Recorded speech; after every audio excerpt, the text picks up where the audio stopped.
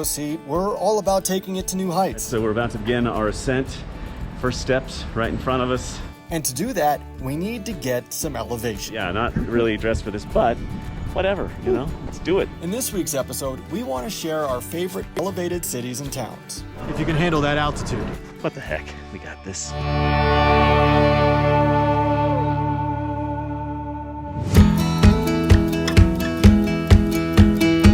Now, we live in Denver. At a mile high, we're used to a little altitude. But we'll get back to colorful Colorado in a bit. We're going to start in the lowest elevation on the list. Banff, Canada and the Canadian Rocky Mountains. At 4,537 feet, this is one of the most beautiful places you will ever see. Banff National Park sees more than 4 million visitors a year for a reason. This was the first national park in Canada, and from the hot springs to Lake Louise, there's just so much to do for outdoor lovers. We then head across the Pacific to Kathmandu, Nepal. It sits at 4,593 feet, but the views are incredible. There's also a ton to do here. But the views are incredible with the mountains around it. From Durbar Square to the numerous religious monuments, this Nepalese capital has a lot to offer tourists. Plus, if you really want to see Everest, it's a great place to start. Next, we head up to Switzerland. While many might think that Switzerland sits at a high altitude in the Alps, it really doesn't. Most cities actually barely exceed 1,000 feet or maybe even 3,000 feet, which is why our choice here is Zermatt. Sitting at 5,315 feet, it's another place known for sitting in the shadow of a famous mountain. This is where you come if you want to see the Matterhorn. People come here to ski, après-ski, both are great. But the town is also filled with boutique shops and great restaurants. Worth your time to get a true Swiss experience. Okay, back here in Colorado, we could go with Breckenridge, Vail, but our next spot, sitting at 6,867 feet, is Steamboat Springs. This is a personal favorite of ours. Just a few hour drive from Denver, this town of 13,000 people has a lot going for it.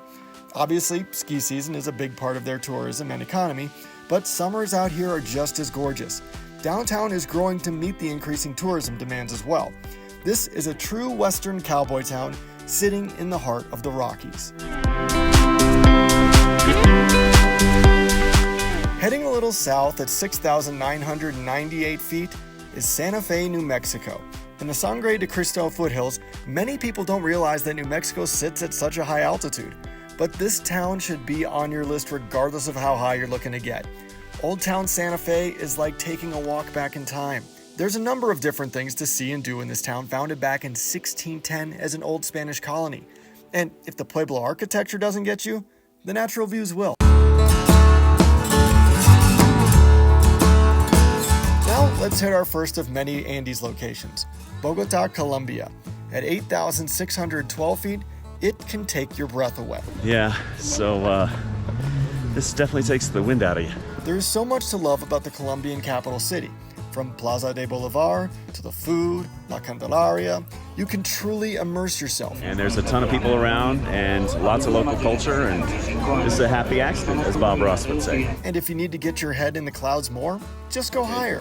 Not gonna lie, we have given serious debate to turning around, stopping, but No, there's been no debate. It's been should be and it's been no. so onward we go. Montserrat is a great hike to the top with a lot to see once you get there. Oh, view's gorgeous. Bogota is a big city, and you can't really tell until you get up on top of it.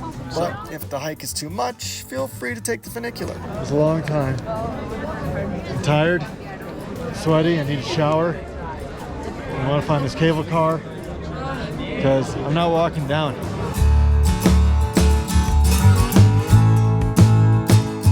One more hop back into Colorado for our favorite town in our home state, Telluride, at 8,750 feet. Tucked in the San Miguel Valley of the Rocky Mountains, this former mining town has a charm that is truly palpable. Downtown was named a National Historic Landmark District back in 1961. There's amazing hikes on the numerous 14,000-foot mountains surrounding it. There's skiing, golfing, and a number of other activities as well. Some celebrities are included in the population that is less than 3,000 people. It's not the glitz and glamour of Aspen, but possibly more worth your time.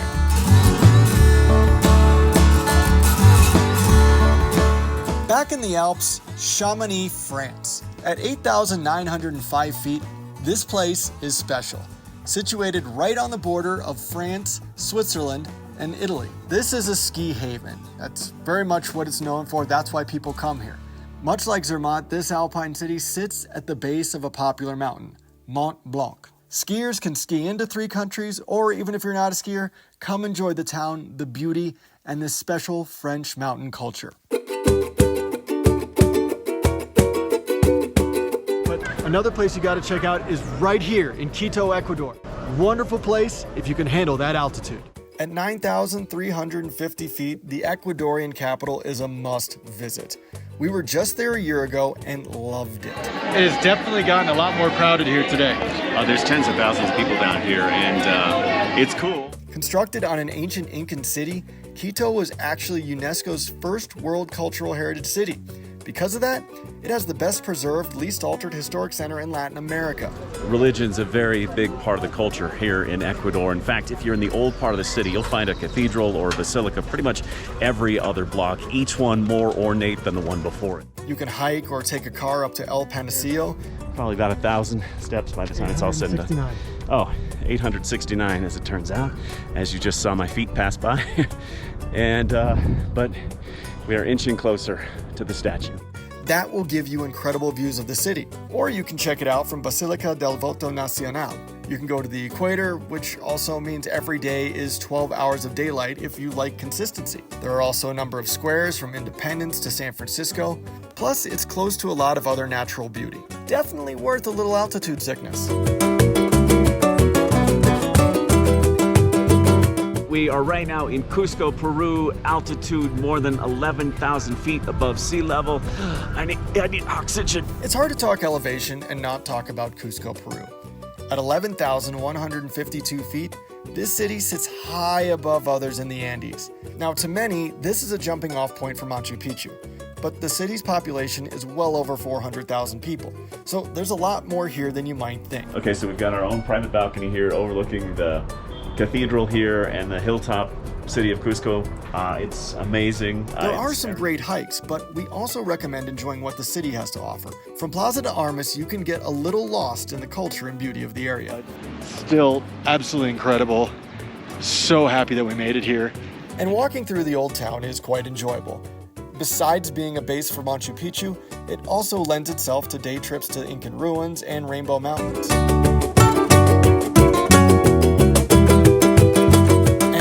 On our list, but certainly not least, La Paz, Bolivia. At 11,942 feet, this is the highest administrative capital in the world. Like many other cities through South America, there's a number of beautiful churches and old squares. Now, we like that, but we also like the proximity to a couple of natural wonders. The Uyuni Salt Flats, the highest salt flats in the world, once a prehistoric lake that went dry. But on the other end of the spectrum, Lake Titicaca, the highest freshwater lake in the world. To us, those alone are must-sees. Throw in a vibrant city nearby, and that sounds like a must-visit. That's it for our list of elevated cities. If you have one you think we missed, please let us know in the comments below. Also, if you could do us a favor and hit that subscribe button so we can share our journey to visit every country in the world. Thanks for watching. We'll be back right here next Friday with a brand new video. In the meantime, please check out one of these other videos from Window Seat.